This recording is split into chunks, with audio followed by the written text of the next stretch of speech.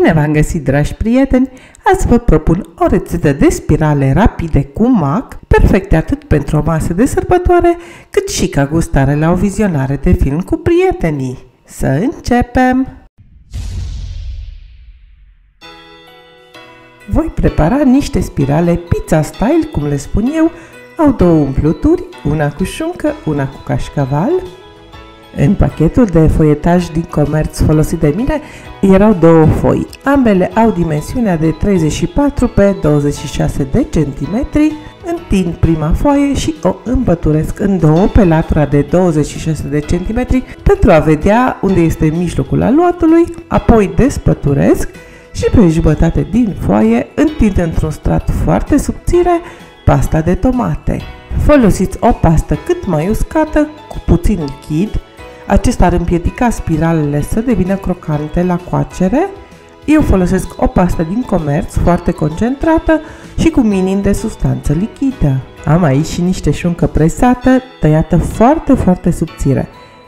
În funcție de ce mărime are șunca, va trebui să folosiți felile de carne să se încadreze cât mai bine pe jumătatea de aluat deja unsă cu tomate.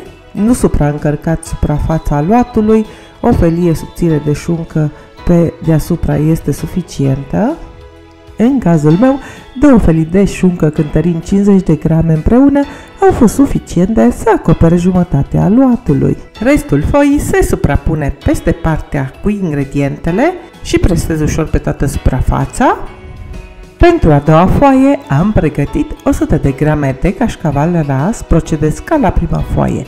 Jumătate din foietaj îl ung cu pasta de roșii, peste care presar în strat subțire cașcaval, suprapun restul foii peste umplutură și presez ușor pe toată suprafața.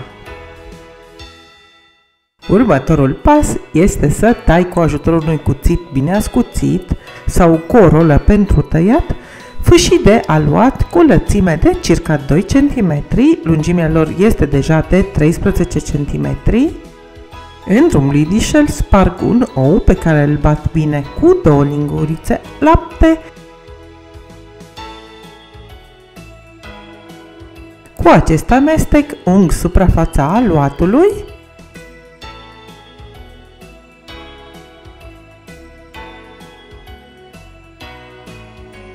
După care presar cu puțin mac deasupra.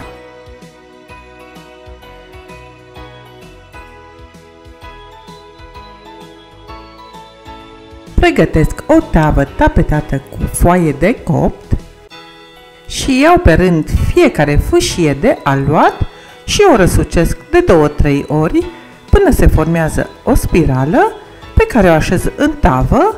Las ceva spațiu între bucăți pentru că vor crește în volum la cuptor.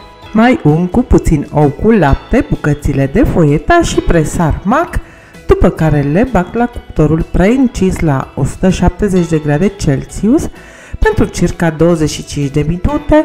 Spre final verificați des să nu se rumenească prea tare. Băgăm la cuptor câte ture este nevoie până terminăm de copt toate spiralele.